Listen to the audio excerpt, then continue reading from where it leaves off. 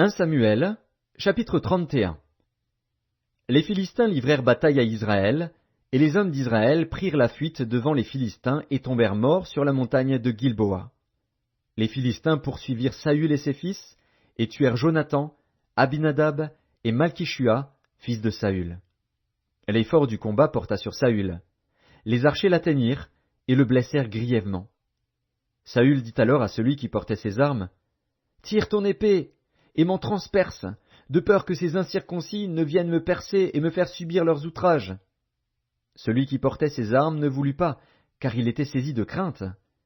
Et Saül prit son épée et se jeta dessus. Celui qui portait les armes de Saül, le voyant mort, se jeta aussi sur son épée, et mourut avec lui. Ainsi périrent en même temps, dans cette journée, Saül et ses 3 fils, celui qui portait ses armes, et tous ses gens.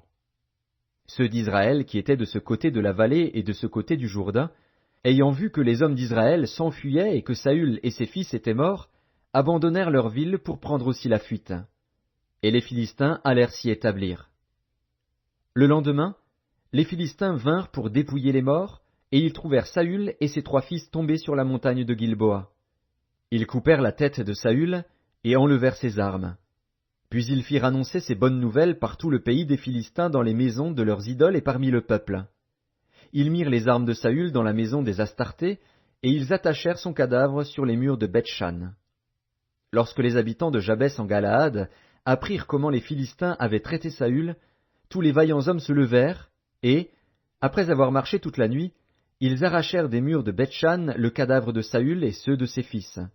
Puis ils revinrent à Jabès, où ils les brûlèrent. Ils prirent leurs os et les enterrèrent sous le tamarisk à Jabès. Et ils jeûnèrent 7 jours.